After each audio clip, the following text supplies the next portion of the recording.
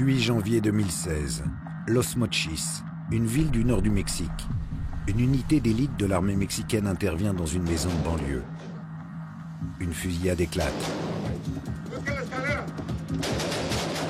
6 narcotrafiquants tombent sous les balles des soldats de la marine au cours de l'assaut.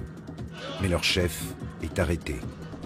C'est l'homme le plus recherché du monde, Joaquín Guzmán, dit El Chapo, considéré par beaucoup comme le plus grand trafiquant de drogue de tous les temps.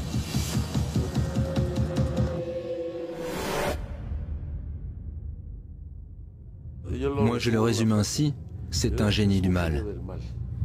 C'est un roi, un dieu, un personnage surhumain. El Chapo, c'est une légende vivante, à tel point qu'Hollywood, dans les mois qui précèdent son arrestation, rêve de faire un film sur sa vie de chef de cartel. C'est Sean Penn qui va décrocher la timbale.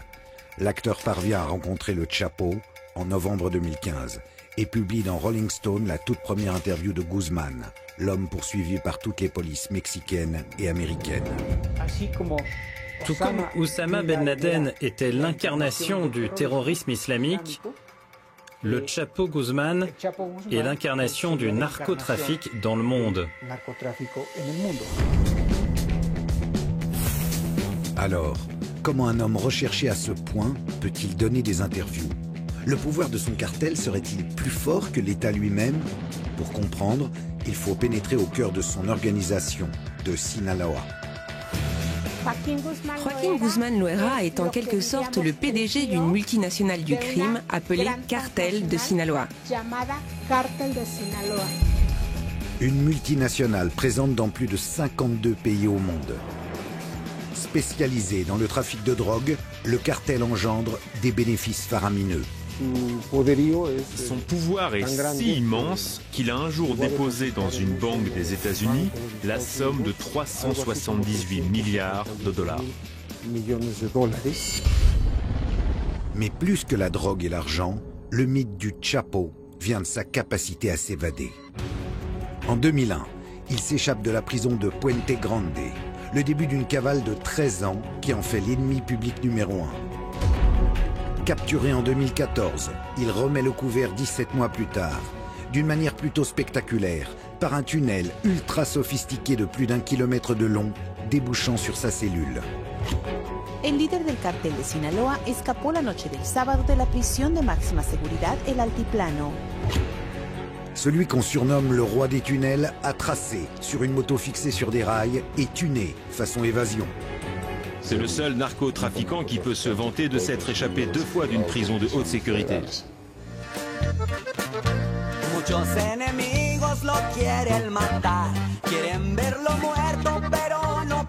Ennemi public pour les uns, Robin des Bois pour les autres, dans son pays, le Chapo est un mythe. Des centaines de chansons à sa gloire, appelées narco-corridos, pullulent sur le net, contribuant à cette image de bienfaiteur. Joaquín Guzmán, ¿por qué? Porque él es el que ayuda al pueblo, el gobierno se debe de encargar a secuestradores, no a gente que nos ayuda. Del Chapo Guzmán. Mais derrière l'image bon enfant se cache un redoutable prédateur qui tue ou fait tuer par milliers ceux qui se mettent en travers de sa route. Un chef de guerre redouté par tous les cartels. Il se faisait la guerre pour savoir qui était le plus dur. Si le cartel des États se laissait 10 têtes coupées quelque part, Sinaloa en laissait 10 le lendemain. Alors, quel est le secret de la longévité de Joaquín Guzmán? Pourquoi El Chapo, qui a défié la mort depuis plus de 40 ans, est-il encore vivant? Nous allons vous montrer comment celui qu'on surnomme le Courteau, le Petit, a construit le plus grand empire mondial de la drogue. Une histoire écrite en lettres de sang, où la cocaïne et la corruption règnent en maître et où la vie d'un homme ne vaut guère plus qu'une quinzaine de dollars.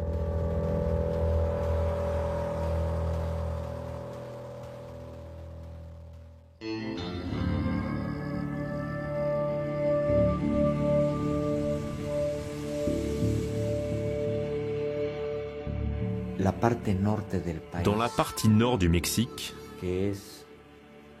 plus précisément dans les États de Sinaloa, Durango et Chihuahua, existe une zone de montagne très haute, très profonde, inaccessible.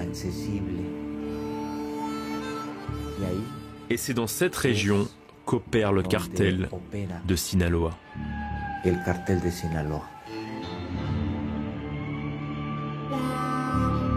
C'est dans cette sierra, une des régions les plus pauvres et reculées du Mexique, que naît en 1954 Joaquín Archibaldo Guzmán Loera, dit El Chapo, un surnom qui remonte à son enfance. Sa mère m'a dit que quand il était enfant, un de ses oncles l'appelait toujours le petit, à cause de sa petite taille. Et à force de l'appeler comme ça, le surnom lui est resté. Il grandit entouré de 6 frères et sœurs dans une famille d'agriculteurs. Enfin, pas n'importe quel type d'agriculteur. C'est du pavot et de la marijuana que cultive Papa Guzmán avec l'aide de ses fistons. Dès son enfance, il s'est mis à aider son père au champ. Toute sa famille cultivait le pavot. Ses parents, ses oncles aussi. C'était donc dans l'ordre des choses qu'ils s'y mettent, comme n'importe quel gamin du coin d'ailleurs. Eh oui, les opiacés, la spécialité locale, c'est ce qui a valu à la région le surnom de Triangle d'Or, un état de fait qui remonte à la Seconde Guerre mondiale. Durant la Seconde Guerre mondiale, Mexico est devenu le principal fournisseur de morphine pour les soldats américains, et ça avec l'aval et même à la demande du gouvernement américain. Ils ont toléré et même encouragé la plantation de marijuana et de pavot dans les régions de Guerrero et de Sinaloa. Quand la guerre s'est terminée, ils n'ont pas pu stopper cette production, notamment parce que de nombreux Américains étaient devenus accros à l'héroïne. Les paysans du coin se sont mis à produire de grandes quantités de drogue pour le gouvernement américain, et c'est devenu un véritable mode de vie. Sinaloa, c'est la Sicile mexicaine.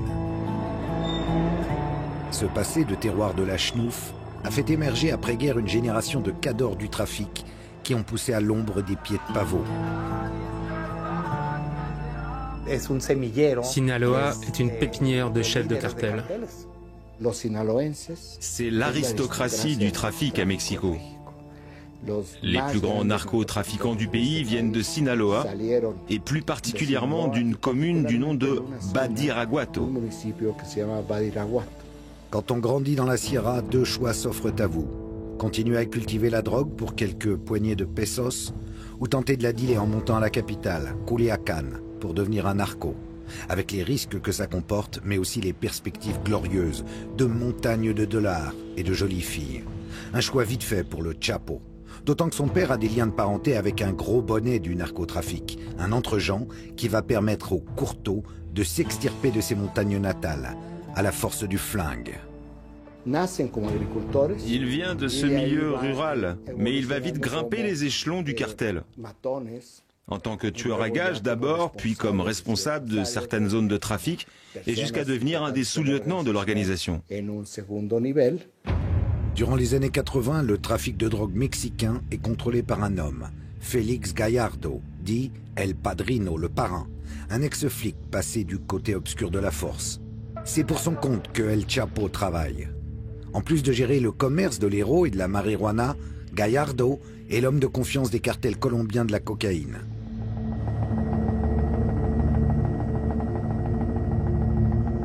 À cette époque, un certain Pablo Escobar déverse des tonnes de poudre blanche sur les États-Unis. En grande partie via les Caraïbes, un couloir qui commence pourtant à être dans le radar des stupes. U.S. police recently uncovered one of the largest cocaine hauls ever in Miami.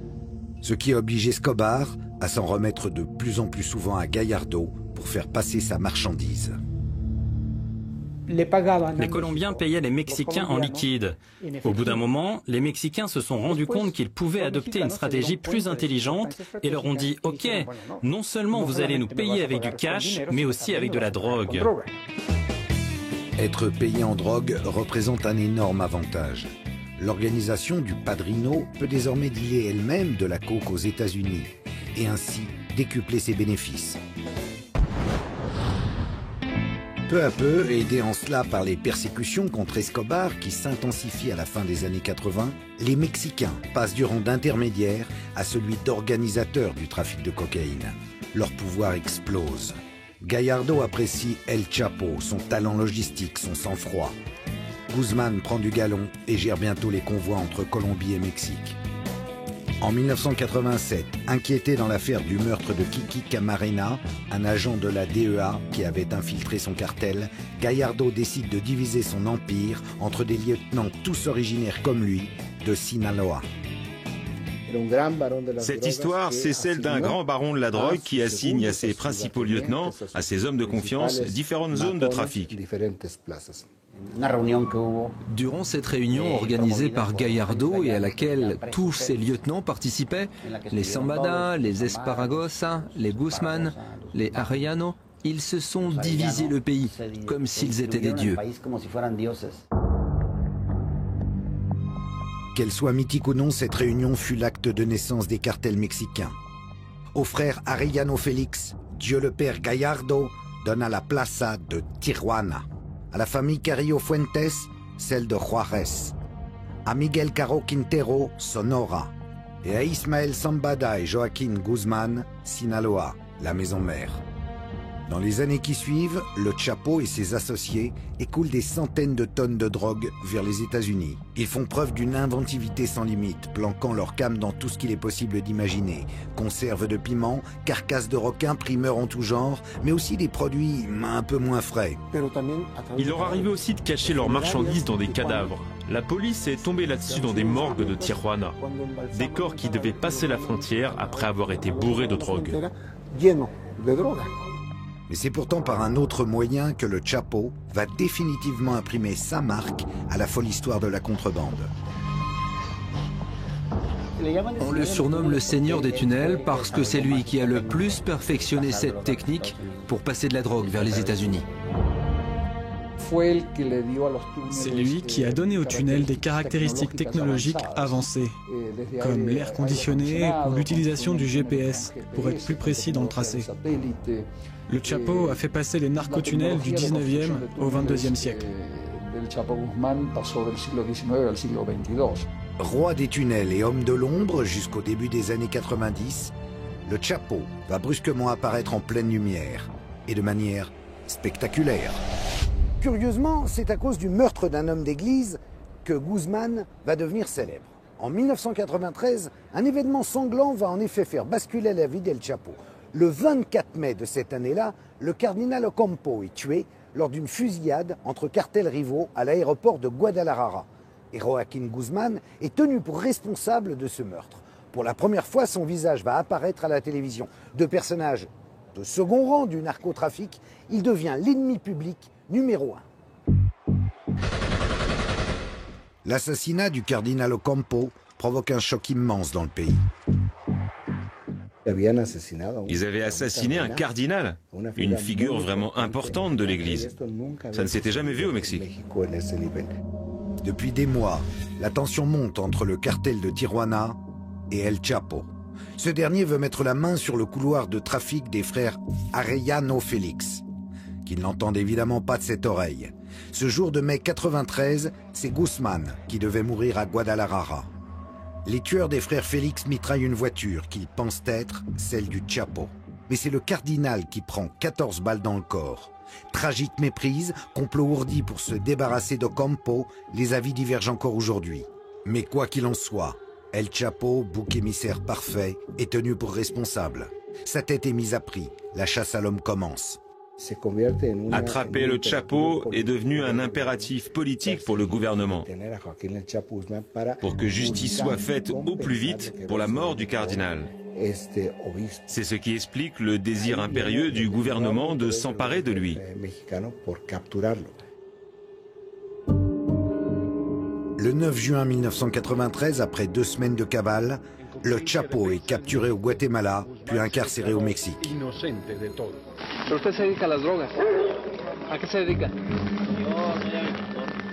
Difficile d'imaginer en voyant ce jeune homme, à l'air un peu abruti, qu'il sera une quinzaine d'années plus tard considéré comme le criminel le plus puissant au monde. En voulant lui faire porter le chapeau, le gouvernement ne se doute pas qu'il lui a rendu le plus grand service de sa vie. En novembre 1995, Guzmán est transféré à la prison de haute sécurité de Puente Grande. Enfin, haute sécurité à la mexicaine. Le genre d'endroit où les chefs narcos gèrent souvent encore mieux leur business que s'ils étaient dehors. Quand le gouvernement capture ce genre de narcotrafiquants, il les incarcère, mais il ne leur confisque absolument rien, pas le moindre dollar. Ils sont en prison, ok, mais c'est comme s'ils étaient dehors, car on ne s'en prend pas à leur pouvoir financier. Ils peuvent continuer à gérer leurs affaires depuis la prison, et en plus de ça, ils ont tout l'argent nécessaire pour corrompre les autorités locales, pour payer des tueurs à gages, pour acheter des armes, des véhicules blindés, des avions, bref, pour continuer à gagner toujours plus d'argent. Cet argent, le Chapo le met à profit en installant un système de corruption généralisé. Des gardiens à certains chefs de la prison, jusqu'aux balayeurs, tout le monde ou presque croque du dollar narco. Guzmán fait de la prison sa nouvelle base exécutive. Le trafic roule. D'autant mieux que le Chapo n'est pas l'unique chef de Sinaloa, un cartel à l'organisation horizontale regroupant différentes familles criminelles. Il s'agit de différents clans qui se sont regroupés sous la même marque. Le cartel de Sinaloa est constitué de plusieurs groupes, de plusieurs familles, parmi lesquels on retrouve les Casares, les Zambada, les Esparragosa et aussi les Guzmán. Chacune de ces organisations, de ces familles, a sa propre armée, ses propres moyens, ses propres routes. Mais cela fait des décennies qu'ils travaillent ensemble. Et c'est pour cela qu'on les appelle le cartel de Sinaloa. Au cours de l'année 99, le cartel parvient même à placer certains de ses hommes à la direction. La prison devient carrément l'hôtel Chapo. Il organisait des fêtes à l'intérieur de la prison. Il faisait venir des groupes de musique. Et puis il distribuait aussi pas mal d'argent à droite à gauche. Il avait la vie vraiment facile, une vie de luxe même.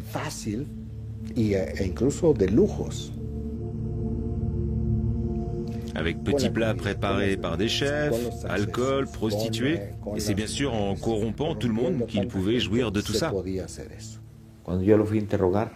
Quand je suis allé l'interroger, en mars 2000, l'audition devait se tenir à 10 h du matin, mais elle a commencé à 11 h du soir. Quand j'ai demandé au Chapo pourquoi on commençait si tard, avec plus de 13 heures de retard, il m'a répondu ainsi. « Écoute, aujourd'hui c'était le jour de ma visite conjugale. Après, j'ai pris un petit bain de vapeur pour me relaxer. Puis ensuite, je me suis fait une petite sieste pour être en pleine forme et pouvoir te recevoir comme tu le mérites. » Ça te paraît clair? Bien sûr que c'était clair. Pour moi, ce qui était parfaitement limpide, c'est que c'était lui qui dirigeait la prison et pas le directeur. Dans de telles conditions, l'évasion du Chapo était presque une formalité. La question serait plutôt de savoir pourquoi il n'est pas parti plus tôt. Certains disent qu'il craignait pour sa vie et se sentait protégé en prison, et que c'est la peur d'être finalement extradé vers les États-Unis qui l'a poussé à partir. Quoi qu'il en soit, le 19 janvier 2001, Guzmán joue la fille de l'air.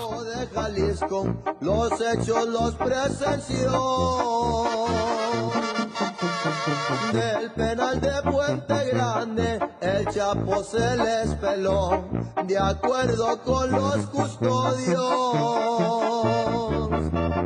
Y el Chapo Guzmán compró. La primera fuga. Il existe deux versions de la première évasion de Joaquim Guzmán. La première, l'officielle, soutient qu'il s'est échappé dans un chariot de linge sale caché à l'intérieur. La seconde version, enfin celle qui est considérée comme la vérité par les gens qui ont enquêté sur cette affaire, c'est qu'il est sorti par la porte. Que ce sont les autorités elles-mêmes qui ont ouvert toute grande la porte à Guzmán. Suite à cette évasion, le gouvernement de Vicente Fox devient la risée mondiale et la prison de Puente Grande se voit renommée en Puerte Grande. La Grande Porte. Le Chapo devient quant à lui instantanément un véritable mythe. Le fait que Guzmán ait été le premier détenu à s'échapper d'une prison de haute sécurité lui a conféré un statut quasi légendaire.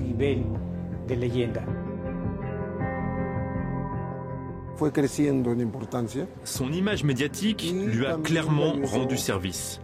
C'est en grande partie son statut mythique qui l'a aidé à grimper dans la hiérarchie du narcotrafic. Son escapade confère à Guzmán une aura énorme auprès de ses collègues narcos. C'est auréolé de ce statut nouveau qu'il se remet aux affaires. D'autant que, comme le suggère son évasion facilitée, il semble soutenu au plus haut niveau par le pouvoir politique. Cette évasion lui a offert une très grande visibilité, mais elle a aussi permis de se rendre compte à quel point les cartels de la drogue avaient infiltré tous les organes de l'État jusqu'aux partis politiques eux-mêmes. La production et le trafic de drogue ne peuvent pas s'effectuer sans l'autorisation, ou tout au moins la permissivité, du gouvernement. C'est impossible autrement. Depuis des décennies déjà, pouvoir politique et narco marchent main dans la main au Mexique. Une tradition portée à son summum par le cartel de Sinaloa. Le cartel de Sinaloa possède une dimension politique très importante. Il pactise contrairement aux autres organisations criminelles. Il passe des accords, il dialogue, il négocie avec les autorités. Il y a de nombreuses preuves de cela. C'est ainsi qu'ils agissent depuis près d'un siècle. Les trafiquants de Sinaloa sont comme ça. Il s'agit de pactes tacites. Du genre, tu finances ma campagne électorale et en échange, je te laisse tranquille. Je protège ton organisation.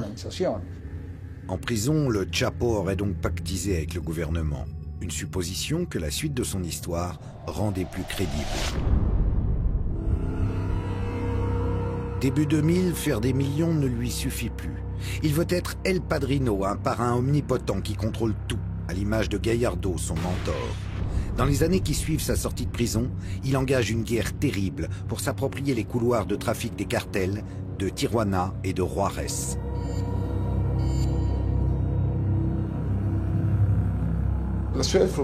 Les grandes villes frontalières, particulièrement Tijuana et Juárez, ont toujours été les pièces maîtresses du trafic.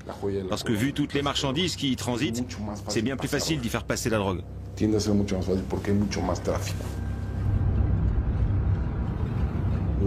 Durant 3 ans, ils ont incendié Tijuana. Le nombre de meurtres, de kidnappings, d'extorsions a explosé. Côté Tijuana, les résultats ne se font pas attendre. Les assassinats se succèdent, mais aussi des arrestations. Plus de 2000 en l'espace de quelques mois. Des arsenaux d'armes et des montagnes de drogue sont saisis, et le tout est fièrement exhibé pour montrer que le gouvernement fait son travail, alors que pendant ce temps, l'organisation du Chapo est à peine inquiétée. Un sacré coup de pouce. Tijuana et Juárez étaient les cartels dominants durant les années 90. Mais le pouvoir des Arellano Félix a commencé à diminuer à partir de 2003. À cause de la capture de Benjamín Arellano Félix et la mort de son frère Ramón.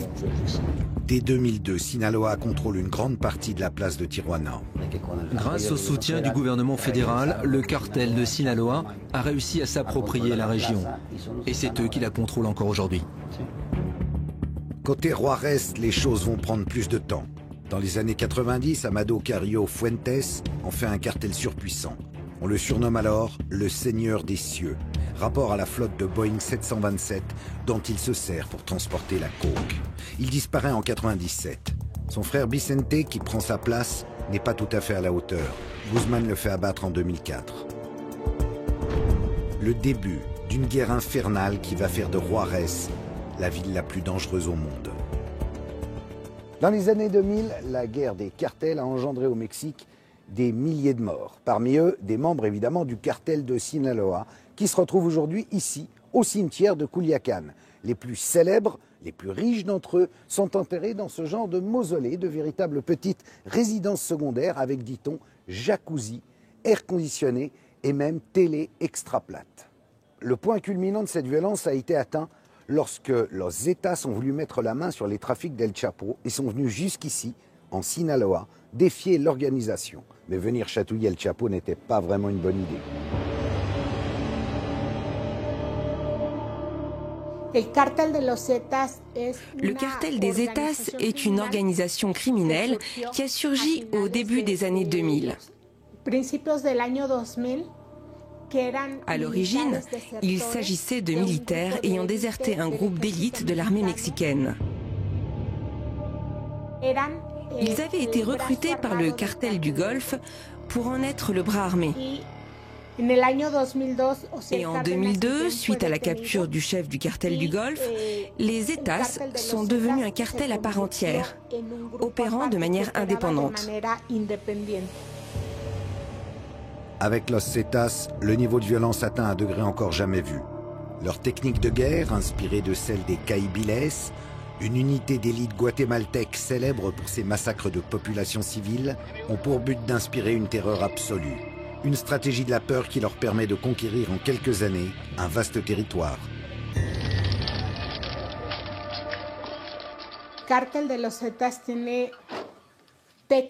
Le cartel des Zetas utilise des méthodes de violence allant jusqu'à la décapitation et même au démembrement de ses victimes. Les États sont un groupe intégralement violent. Ils ne semblent pas avoir de stratégie particulière, si ce n'est d'arriver quelque part, de s'approprier le lieu par la violence, avant de continuer à avancer pour faire la même chose ailleurs. C'est à cause de ce genre de méthode qu'on trouve tellement de fosses clandestines dans ce pays. Ils ont réussi à contrôler des zones du golfe du Mexique. Puis, à force d'avancer, ils ont commencé à disputer certaines régions contrôlées par le cartel de Sinaloa. Pour leur faire face, le Chapo forme un groupe paramilitaire calqué sur leur organisation et appliquant les mêmes méthodes. Los Negros. La guerre est d'une brutalité inouïe. Elle enflamme le pays. C'était une guerre d'une violence extrême. Un jour, on a publié un article qui disait que l'enjeu de la guerre était de savoir qui était le plus dur, le plus inflexible des deux. Si le cartel des Zetas laissait 10 têtes coupées quelque part, le cartel de Sinaloa en laissait 10 le lendemain en représailles. Si des corps démembrés étaient découverts un jour, on en découvrait d'autres dans la foulée. L'affrontement Zetas-Sinaloa va encore s'envenimer suite au retournement d'alliance des Beltran Leyva, une autre famille narco de Sinaloa qui, après avoir durement lutté contre les Zetas, finissent par se ranger de leur côté, suite à ce qu'ils considèrent comme une trahison de Guzman. Une histoire dont les conséquences vont atteindre le Chapo, en plein cœur. Un des fils du Chapo, Ivan Archibaldo, était en prison. Et du jour au lendemain, il a été remis en liberté. C'est de là qu'est né le problème entre le Chapo et les Beltran Leyva, parce qu'ils l'ont accusé d'avoir échangé la liberté de son fils contre des informations permettant la capture du plus jeune des frères Leyva, Alfredo, dit le Mochomo. Le Mochomo était un élément clé du cartel, mais le Chapo le suspectait de parlementer avec les Zetas, ce qui expliquerait qu'il les balançait. Les frères Leyva ne tardent pas à réagir et assassinent un des fils du Chapo, Edgar, sur le parking d'un centre commercial de Culiacán. Mauvais calcul pour El Chapo. En voulant sauver un de ses fils, il en a perdu un autre.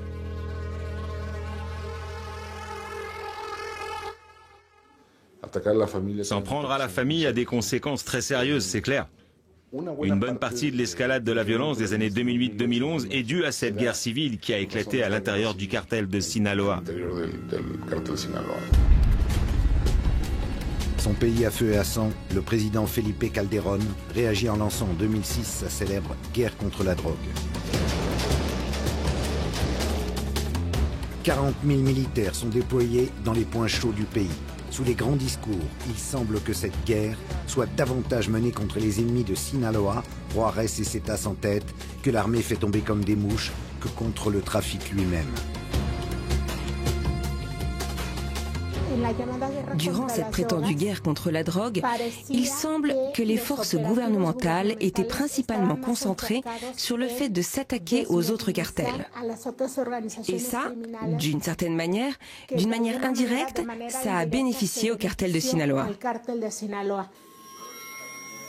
Une accusation vertement rejetée par le président Calderón tout au long de son mandat. En esa falsa acusación dolosa y no sé con qué intenciones además que se hace al gobierno, cae por su propio peso. Hemos golpeado por igual tanto a los cárteles vinculados al Golfo de México como al Pacífico mexicano. Ils s'en sont moins pris au Chapo Guzman parce que la volonté du gouvernement était qu'il ne subsiste qu'un seul groupe hégémonique avec lequel il serait possible de négocier. Et non pas des dizaines de groupes atomisés avec lesquels il aurait été très difficile d'établir une relation. L'unique cartel qui a survécu à cette guerre contre la drogue, c'est Sinaloa. Tout simplement parce qu'il s'agissait de purs trafiquants, enfin, purs entre guillemets, c'est-à-dire une organisation qui ne se dédiait qu'au seul narcotrafic et qui ne maltraitait pas les gens, qui ne les rackettait pas, ne les séquestrait pas, ne les tuait pas pour les tuer, qui ne tuait pas de femmes, surtout ni d'enfants. Le cartel de Sinaloa avait ce genre de profil.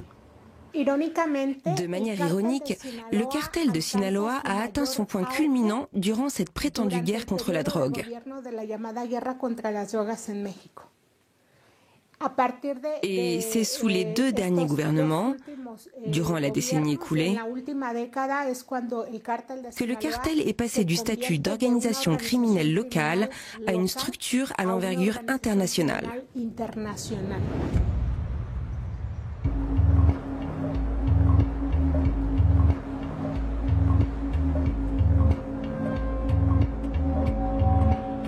Cette guerre contre la drogue, au bilan humain terrifiant, plus de 100 000 morts, est en fait l'émanation mexicaine d'une politique américaine lancée par Nixon.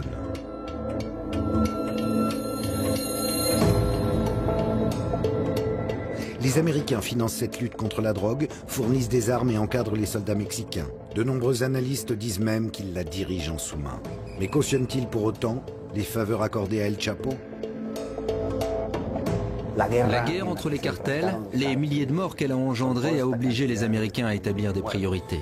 Ils se sont dit, qu'est-ce qu'on va bien pouvoir faire avec le Mexique, ce pays si proche de nous? Et entre tous les cartels, ils ont choisi celui de Sinaloa comme étant un cartel avec qui il était possible de cohabiter. L'immense business que représente le narcotrafic a selon moi été depuis toujours administré par les Américains. Je n'ai aucun doute sur le fait que ce maintien et ce renforcement même de Sinaloa résultent d'une stratégie parfaitement établie du gouvernement américain. Les États-Unis continuent à être le grand marché de la drogue, ils en ont besoin. Vous imaginez, vous, une semaine sans drogue à Chicago ou à New York? Qu'est-ce qui se passerait? Eh oui, c'est ainsi. L'insatiable narine gringo doit bien continuer à être alimentée.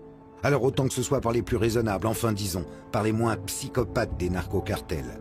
Une réelle politique pas vraiment étrangère aux habitudes américaines en la matière. C'est ce que je dis tout le temps. La dernière lettre du sigle DEA signifie administration. Ils administrent la drogue. Ils administrent les cartels, leur façon d'opérer, la quantité de drogue qui passe et surtout les prix, bien sûr. Ils l'ont toujours fait. Il est même arrivé que la DEA trafique main dans la main avec les narcos.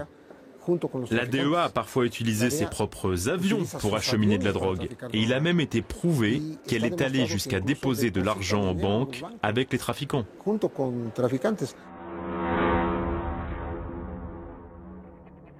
Nicaragua, années 80. Des membres de l'administration Reagan financent secrètement les Contras, un groupe armé luttant contre le gouvernement sandiniste, un peu trop socialiste à leur goût. Pour récupérer de l'argent, les services US vendent en sous-main des armes à l'Iran. Officiellement un de leurs pires ennemis, le fameux scandale de l'Iran Gate. Moins connu, des agents de la CIA pactisent aussi avec Escobar et Gallardo. Vous vous souvenez, le mentor du Chapo. Le deal, ils ferment les yeux sur le trafic de coke, quand ils ne l'organisent pas eux-mêmes, en échange d'une aide financière aux Contras. Pas difficile d'imaginer à la lueur de ce genre d'informations que le Chapo ait pu avoir des relations étroites avec les services américains. Des documents déclassifiés l'attestent. Des rencontres entre officiers de la DEA et chefs de Sinaloa ont eu lieu durant la guerre contre la drogue. Des deals du genre tuyau sur les autres cartels contre protection. Et quand ce ne sont pas les enjeux géopolitiques qui parlent, il reste le dollar. La corruption du Chapo ne s'arrêtant pas vraiment à la frontière. Là où il existe un niveau de corruption aussi important, voire même plus important que chez nous, eh bien c'est aux États-Unis. Tout le monde est de mèche là-bas aussi. Des autorités aux patrouilles frontalières en passant par les maires et les forces policières des principaux centres de consommation. Quelle quantité d'argent sale est blanchi dans le système financier américain? Des milliards et des milliards de dollars. Les banques américaines font partie des principales institutions financières dont se sert le cartel pour blanchir son argent. On pourrait aussi parler du trafic d'armes. 80% des armes qui entrent de manière illicite dans notre pays viennent des États-Unis. Tout ça pour dire que l'économie américaine bénéficie elle aussi très largement des activités du cartel.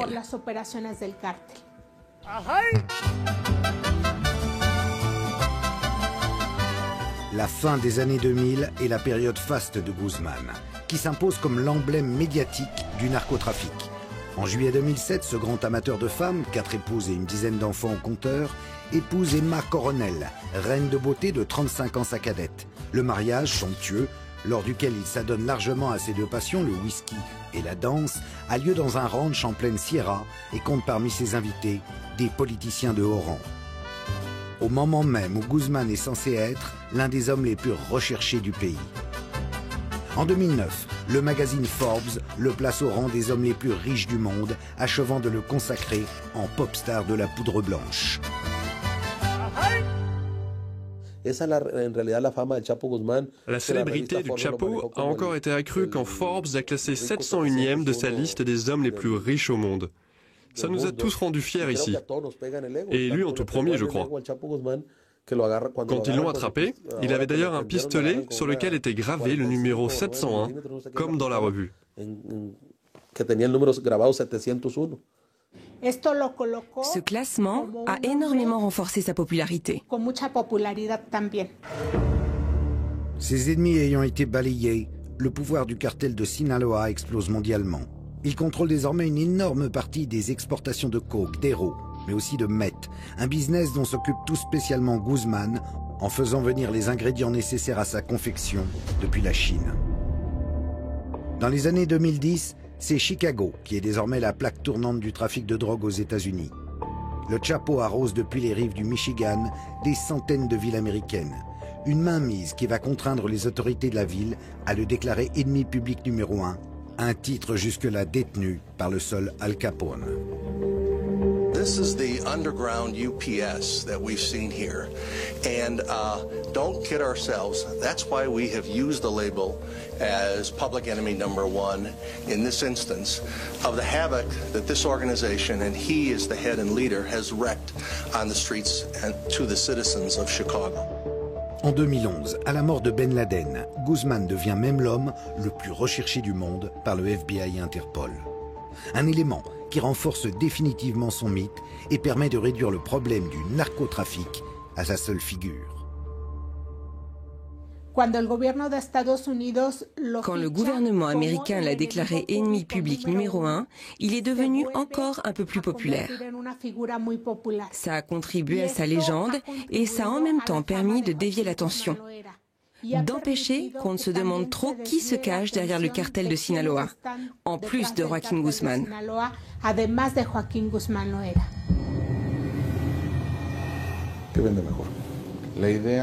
Qui est-ce qui est le plus vendeur? L'idée d'un ennemi public numéro 1 ou celle qu'il y a 1 à 2 millions de citoyens américains qui sont d'une manière ou d'une autre impliqués dans le trafic? Construire une histoire de James Bond est bien plus vendeur et pratique que tenter de faire comprendre la complexité du business. Les États-Unis ont présenté de manière simplificatrice le Chapo comme si c'était le mal absolu. Toute proportion gardée, tout comme Oussama Ben Laden était présenté comme l'incarnation du terrorisme islamique, le Chapo Guzman l'a été comme celle du narcotrafic dans le monde. Deux façons de voir qui, on le sait bien, sont parfaitement manichéennes.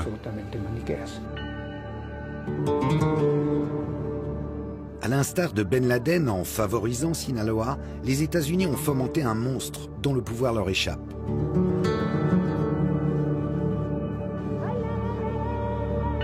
Un pouvoir qui réside en partie dans l'immense soutien populaire dont jouit le Chapo, notamment dans la région de Sinaloa.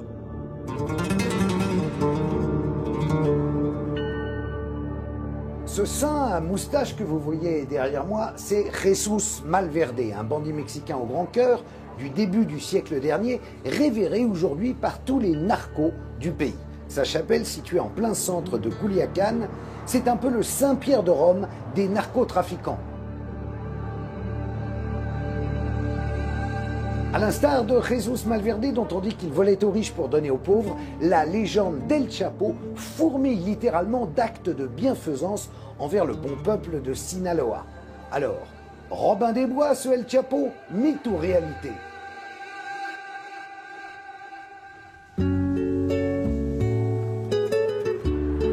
Là où certains cartels font régner la terreur, rackettant, violant et kidnappant, le Chapo se pose en protecteur dans cet état qu'il a vu grandir.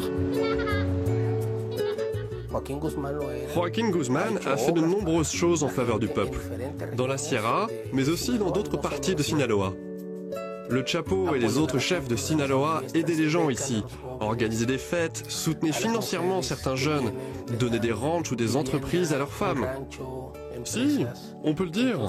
Ce genre de personnages peuvent être des bienfaiteurs, des sortes de Robin des Bois. Ils ont construit des maisons pour les gens, leur ont donné du travail.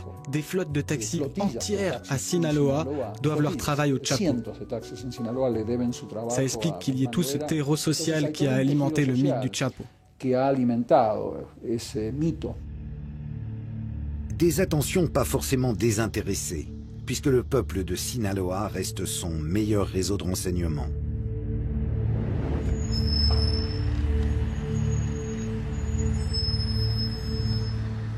Quand les militaires arrivent, les radars s'activent. N'importe quel villageois peut devenir les yeux du Chapo, lancer l'alerte et l'aider ainsi à prendre la fuite. Il sait bien qu'il a besoin d'un soutien populaire, que ça lui sert à se protéger. Les années passent, et plus personne ne songe à imaginer que le Chapo, qui s'est mué en un être quasi mythique dont on viendrait presque à douter de l'existence, sera repris un jour. On en sait très peu sur la vie de Guzmán durant ses 13 ans de cavale. Tout juste qu'entre de très nombreux voyages d'affaires au Mexique et à travers le monde, il passe une bonne partie de son temps en Sinaloa, dans ses villas de Culiacán ou ses ranchs de la Sierra. Durant cette période, des centaines de personnes jurent l'avoir aperçu à travers tout le pays. Parfois au même moment, à deux endroits différents. Omnipotent, omniscient et doué d'ubiquité, le Chapo. Il y a plein de gens, tout un tas, qui assurent qu'ils ont vu le Chapo entrer dans un restaurant et dire « Messieurs, mesdames, nous allons fermer les portes de l'établissement pour un petit moment. Veuillez confier vos téléphones portables à mes hommes, le repas vous est offert. »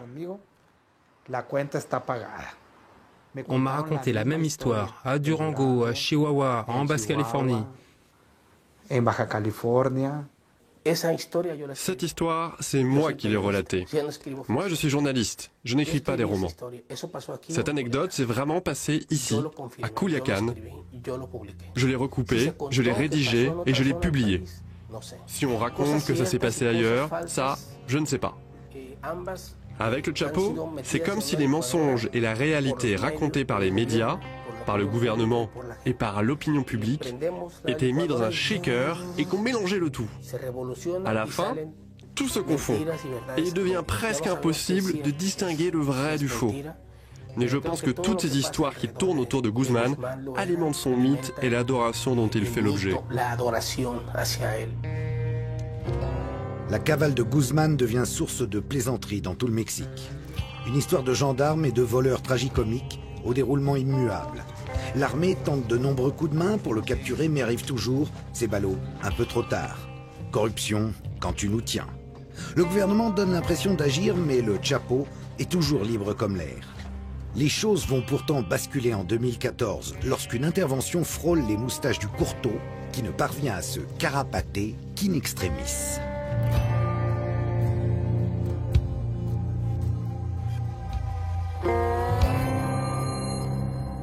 C'est par un tunnel secret relié à ces canalisations qu'El Chapo s'est enfui de sa résidence principale de Culiacán en février 2014 lors d'un raid contre lui de la marine. Après inspection, Les Marines ont découvert que cette maison lui appartenant à Culiacán était reliée justement par tout un réseau de tunnels secrets. Pas pour rien que le Chapo a pour surnom El Señor de los Tuneles.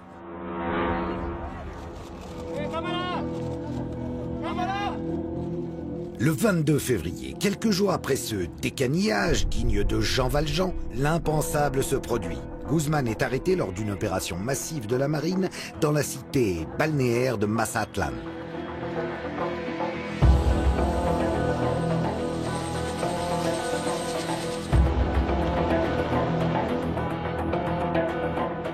Son identité est immédiatement confirmée par analyse digitale, puis il est emmené en avion vers Mexico City pour une identification formelle. Une capture mondialement suivie qui donne lieu à diverses interprétations. Pour certains, ce serait son attachement à ses filles qui aurait perdu Guzmán. Il est éperdument épris de ses filles. C'est vraiment son point faible.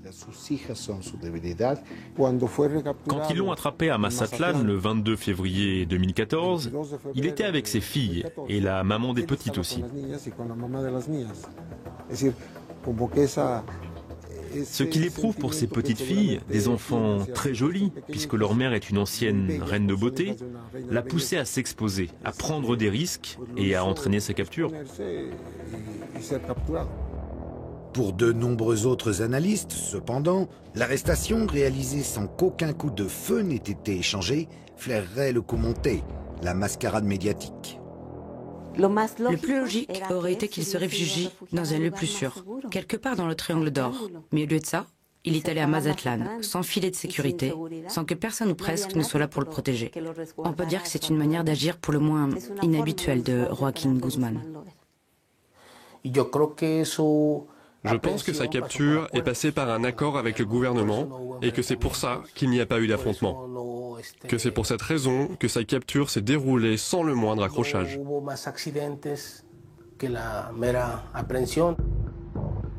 L'arrestation du Chapo serait-elle à nouveau le résultat d'un pacte?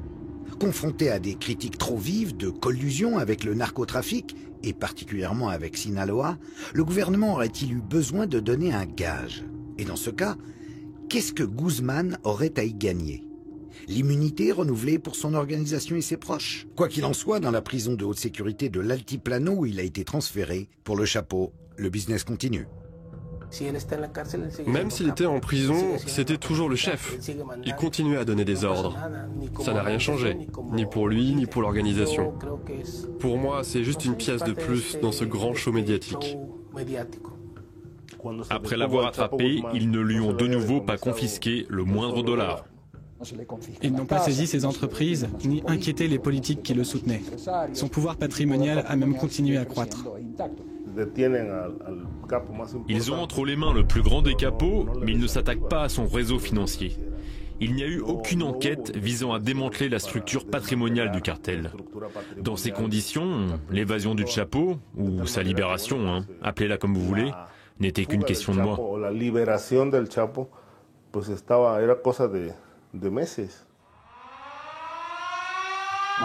Le 11 juillet 2015, 17 mois après son arrestation, la nouvelle tombe, provoquant l'ahurissement général. Le Zorro des temps modernes s'est encore fait la malle. Pas par la grande porte cette fois-ci, mais par ce fameux tunnel de plus d'1 kilomètre de long.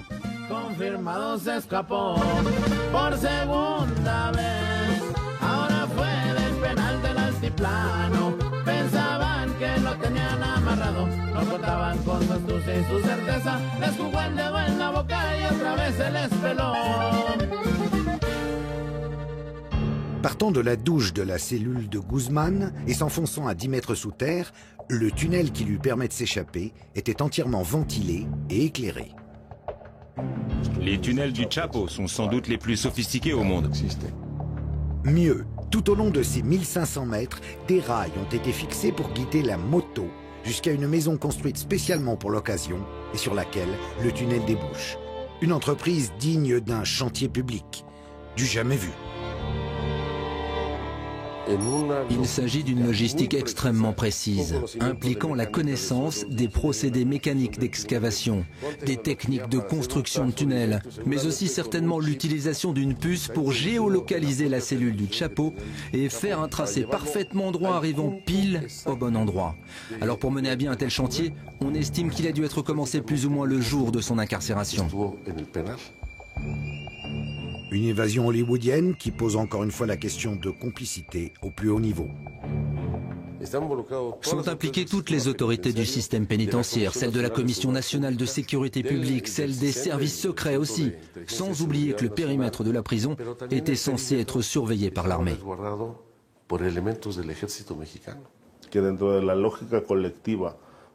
Qui pourrait croire qu'il est possible de construire un tunnel d'1,5 kilomètre de long sans qu'aucune autorité ne s'en rende compte?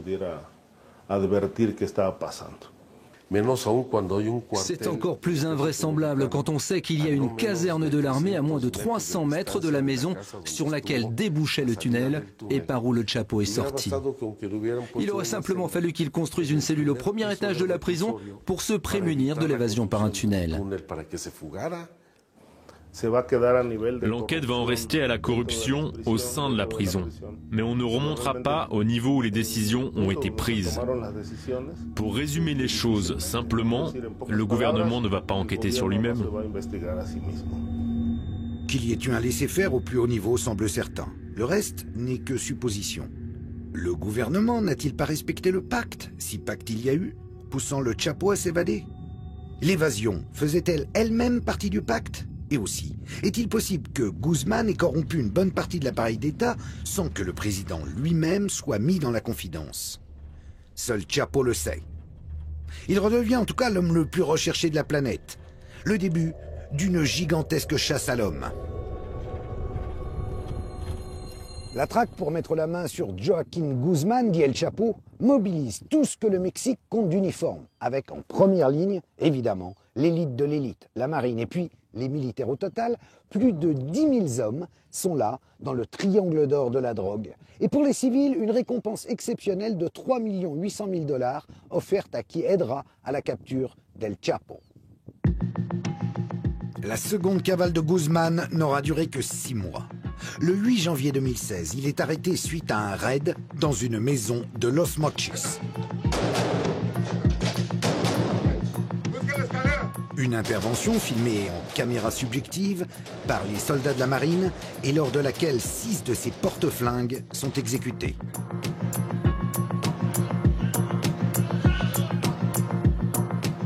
Vous l'aurez deviné, le Chapo est parvenu à fuir, par un tunnel évidemment, menant aux égouts et dont l'accès était planqué derrière le miroir de sa chambre avant d'être finalement repris.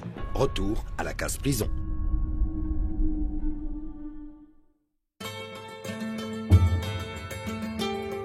Dans la maison dévastée par l'intervention, on retrouve des DVD de la série La Reine du Sud, dans laquelle la célèbre actrice mexicaine Kate del Castillo incarne une chef de cartel. C'est elle qui a servi d'intermédiaire pour la rencontre avec Sean Penn 3 mois plus tôt, lors de laquelle l'acteur a réussi le tour de force d'obtenir l'interview de l'homme que toutes les forces de police rêvaient de coffrer. En 2012, Kate del Castillo déclarait faire davantage confiance au Chapo qu'au gouvernement. Le début d'une idylle par SMS avec pour arrière-fond le projet d'un film sur la vie de Guzmán, sur lequel Sean Penn espérait se greffer. Les sirènes du showbiz n'auront pas réussi à l'homme de la Sierra. Obsédé par la jolie Kate, c'est pour la revoir qu'il se serait rendu à Los Mochis. Le bandit au grand cœur, perdu par une femme fatale, un classique du cinéma hollywoodien. La fin parfaite pour son futur biopic. Mais pendant que le Chapo attire tous les projecteurs, le narcotrafic et son flot d'argent sale et de cadavres ne semblent pas près de se tarir.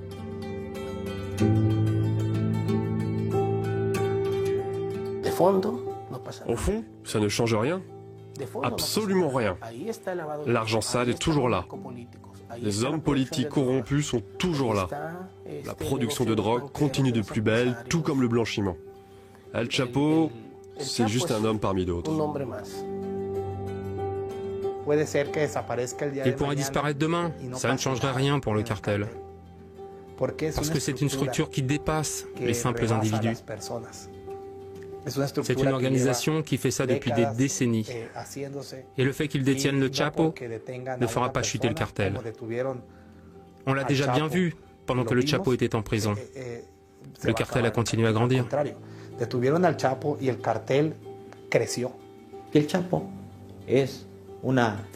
Le Chapo n'est rien de plus qu'une figure emblématique qui distrait l'attention du public.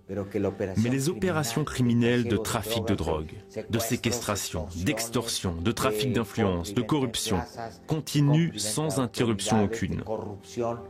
Et ce, que le Chapo soit en prison ou en liberté, que le Chapo soit tranquille dans le Triangle d'Or ou bien ailleurs, en train de passer du bon temps avec ses femmes ou de faire ce que bon lui semble. Tout ça ne change absolument rien. Le Chapo est là pour détourner votre attention.